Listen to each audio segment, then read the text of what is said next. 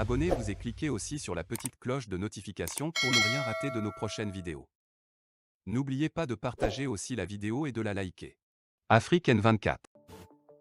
Le torchon continue de brûler entre Bamako et Paris, en cause l'attitude provocatrice de la France à l'égard du Mali, notamment dans la coopération militaire. Une coopération bâtie sur 3 piliers. Il y a un premier accord qui date de 2013, qui a permis l'intervention Serval au Mali et qui s'est transformé plus tard pour couvrir les opérations de Barkhane au Mali. Ça, c'est l'accord de 2013. Ensuite, en 2014, on a signé un traité en matière de défense entre le Mali et la France, mais qui concernait beaucoup plus la coopération militaire, la formation, tout ce qui peut entrer dans le cadre d'une coopération d'État à État. Et ensuite, plus tard, en mars 2020, on a signé un 3e accord avec la France, mais qui couvrait maintenant l'opération Takuba. Donc il s'agit des pays européens que la France a conviés pour pouvoir venir l'aider dans le cadre de la lutte antiterroriste. Cette coopération connaît de plus en plus une détérioration profonde. Qu'est-ce qui se passe concrètement? Tout commence avec les événements de mai 2021 suivis de la décision souveraine des autorités maliennes de diversifier leurs partenaires dans la défense et la sécurité du pays. Une réponse aux aspirations du peuple malien. La France n'accepte pas ce fait et le manifeste en violation flagrante des accords qui lient les 2 pays. En juin 2021, la France a décidé de cesser déjà les opérations conjointes avec l'armée malienne. De façon unilatérale, ce qui n'est pas normal. Quand on a un accord, c'est des choses qui se discutent. Ça, c'était pour nous la première violation. Au mois de février 2022, vous avez tous suivi avec nous, la France a déclaré par voie de presse qu'elle mettait un terme et qu'elle retirait la force Barkhane du Mali.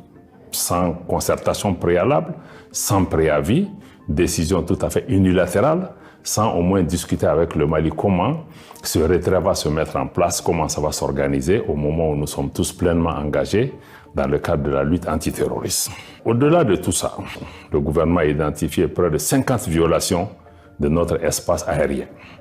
Et pendant ce temps, à cause des opérations militaires qui sont en cours dans beaucoup de localités, le gouvernement a décidé de mettre en place une zone d'exclusion aérienne. Ça veut dire qu'il y a une zone où seule l'armée de l'air malienne est autorisée à survoler. Pour les autres partenaires, ils ont des couloirs dédiés par rapport à ça. Mais malgré cela, il y a des aéronefs qui viennent, qui rentrent, qui sortent. Certains même éteignent leurs appareils pour ne pas être identifiés. Et vous avez suivi les derniers événements qui étaient pratiquement de l'espionnage de l'armée régulière du Mali sur son propre territoire. Donc le gouvernement a estimé que sa souveraineté n'était pas respectée, qu'il fallait procéder à la relecture de cet accord de 2013, qui est vraiment le gros du problème. Et nous, on a saisi la partie française de nos amendements depuis le mois de décembre de l'année dernière. C'est 2 mois après que nous avons reçu une réponse de la France en disant qu'on va mettre en place une équipe d'experts pour travailler ensemble. Nous, on a estimé que c'était des manœuvres dilatoires parce que jusqu'à ce jour, on n'a pas eu reçu de réponse de la France par rapport à ça. Ainsi, face aux multiples attitudes de la France jugées inacceptables, le gouvernement n'a pas tardé de réagir. Le gouvernement a donc décidé que ces dispositions, l'accord de 2013, le traité de coopération de 2014, le protocole additionnel de 2020 qui concerne l'opération Takuba, que nous allons dénoncer l'ensemble de ce dispositif-là. Donc la dénonciation, c'est vraiment mettre fin. Mais pour mettre fin à un accord, il y a toujours des procédures. Maintenant, on a 2 lots d'accords. Le premier qui est l'accord, le traité de coopération en matière de défense, en son article 26 alinéa 4, indique une procédure de dénonciation qui dit que si je décide de dénoncer aujourd'hui, l'accord ne cesse de produire ses effets vis-à-vis du Mali que 6 mois après. Ça veut dire que le Mali a encore des obligations vis-à-vis de l'autre partie, mais 6 mois après, l'accord cesse de produire tout effet sur le Mali, donc à compter du 2 mai 2022.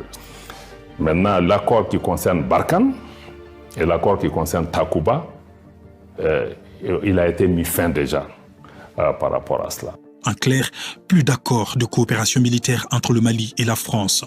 Une précision, le gouvernement tient à réaffirmer à ses partenaires sa disposition à coopérer avec l'ensemble des États du monde. Mais attention, dans le strict respect mutuel et surtout de la souveraineté du Mali. Likez la vidéo si ce n'est pas déjà fait. Laissez aussi votre point de vue en commentaire.